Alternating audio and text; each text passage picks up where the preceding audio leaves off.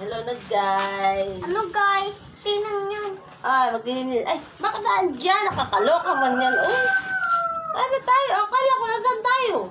Sabi ko magkaano tayo kala guys na mag-video nga kay ano nga si mami. Nakalilinis. Ano ba yan? Oh, ay ano. Pasukan na naman ang mga agency. Ay, agency. Ay, marami naman di po ito mga daga. Yung paano ba hulihin? Di po talaga sila. Yeah, punta sa school naman sa mo. Ay, Sophie. Alala ko dati. Dati yung sa amin. Dati estudyante kami. Estudyante. Dati. Tapos, yung tawag din yung kuya kong panganay, nagtatrabaho yun dati. Kaya, nag-request sa akin dati na mag-aral. Mag-aral ako kasi mag-high school na ako sa high school dati. Ngayon, pinag-ano ko ng pag-school ng college. Well, for the first time namin mag-ano sa school dati, kaya bagong school lang yun dati yung pag-graduate na kami ng high school nun. Tapos ngayon, wala naman kami mapili dating yung gusto nating yung pasukin sa pag-school ng college kasi ang mga science, basta tungkol sa tapos business management, tapos yung HR, parang mga ganun. Dahil lang ang mga makukuha sa school na yun kasi bago nga lang. Kaya, so dati, ang napili ko lang ay business, o kaya dati, ang nanay namin, mahilig magtinda-tinda. Kung ano yung naisip niya, kung anong gusto niyang gawing paninda lagi, pinag-iisipan niya lagi yan. Pero dati kasama yun sa tatay ko, sa pagtitinda dati dun sa construction, nagluluto-luto yan ng mga ulam, at least, pag break time ng mga construction, ay nakakabili siya sa mama ko ng mga merienda, kaya pang ulam o kanin. Kaya yun, naisip ko na lang din, business management.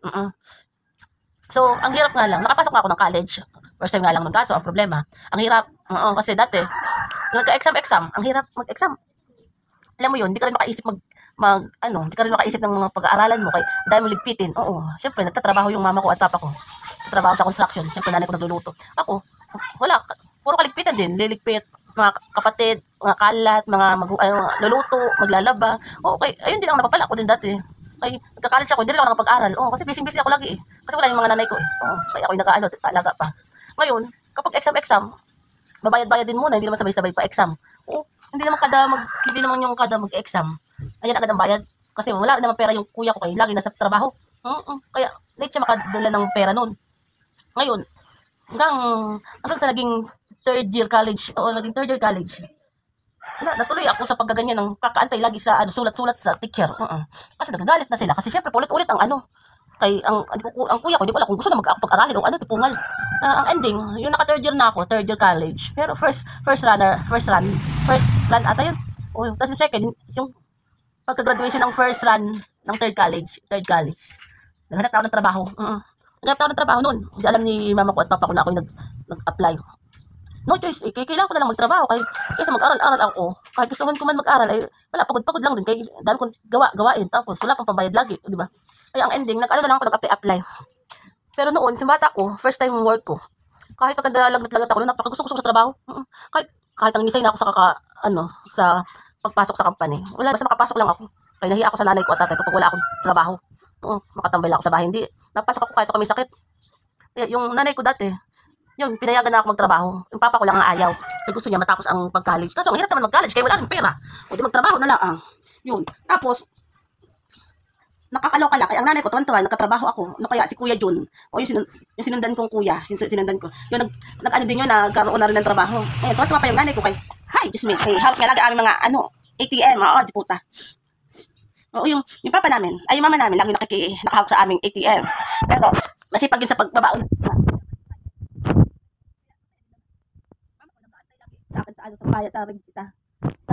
Sa service ba? Kaya natin muna ako pag madaling araw, ganun. Tapos pag hindi na swelduhan, di pungal, lagi din nakaabang din ang aming mama. Kaya syempre, tagahawak niya ng ATM, pero hindi siya marunong.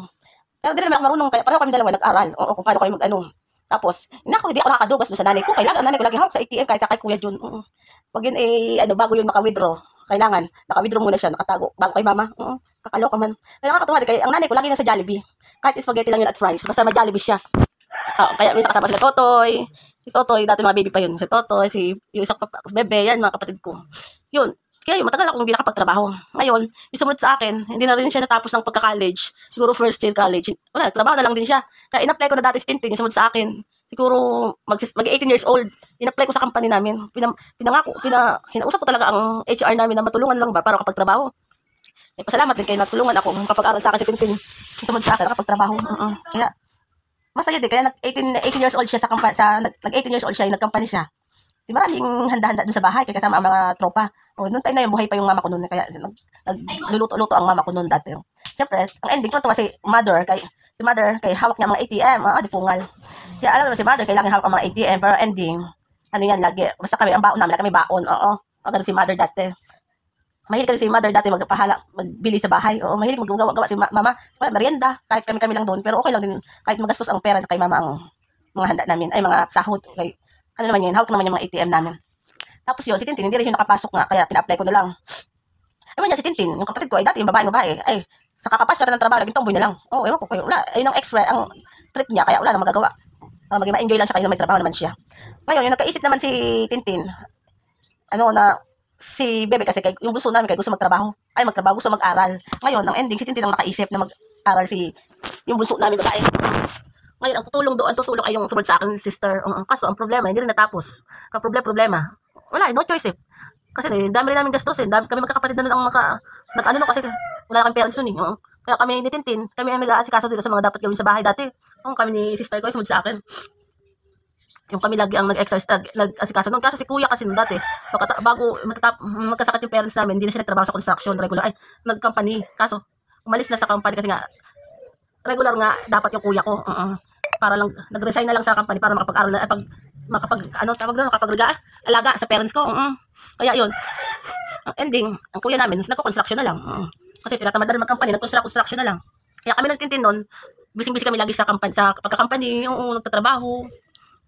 Kanya-kanya naman ng pare-pareho kasi ang kuya ko, panganay, ay hindi namin masyadong makita kasi nga nasa ibang lugar nga yung trabaho. Hindi lang namin pinipili kung ano dapat gawin. Ang malaga, may trabaho kami ni Tintin dati. Si kuya, nagtrabaho man, construction, okay lang, at least nakakatulong pa rin yun dati. Ngayon, ang ending, na-stop na ni Tintin yung pagpaaralin ang bunso namin si Bebe. Kasi nga, wala na rin pera. Ngayon, for the first time, nag-try na lang, nagtrabaho na siya sa Tagaytay kasi si kuya ay nagkaroon ng asawa na doon sa Tagaytay. Doon sila naglipat-lipat. Kaso si Bebe, naglipat-lipat dito sa namin, sa Laguna. Kasi nga, sila Tintin, kami lang sa Laguna kami. Kaya ang trabaho namin sa Laguna.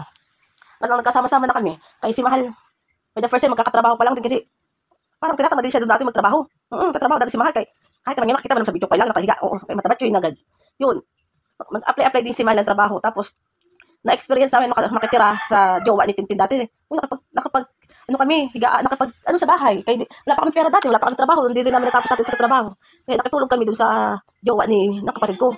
Pero pasalamat din kami sa kuya namin panganay. Kaya ang ending, araw na yun na tapos ang trabaho niya, pinigyan kami ng pera para makapunta kami ng bagong apartment kami magkakapatid. At least kami magkakasama, hindi ibang tao. Ganun.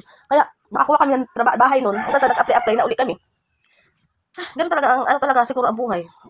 Kaya kung ako lang din, gusto ko pa rin talaga magtrabaho. Kaya syempre, kahit paano, di ba, mas kailangan din naman ng mga kapatid ko minsan nakakabigay ako lagi. Kaso, wala hindi pa ako ready makapagtrabaho. Sana matapos na rin, malayo sa paningin ko. Kasi kahit paano, hindi ko pa rin naman makakilala yun. Kung ano dapat gagawin ko magpunta-punta o biyahe. Kaya hindi ko pa rin talaga alam. Kailangan lang.